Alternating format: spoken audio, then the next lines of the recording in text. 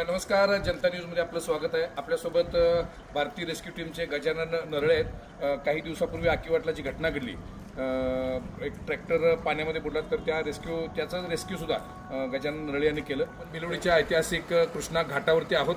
आज भिलवडीमध्ये पाण्याची पातळी 41 फूट आहे। जवळजवळ सकाळपासून 1 फुटानं पाण्याची पातळी कमी झाली।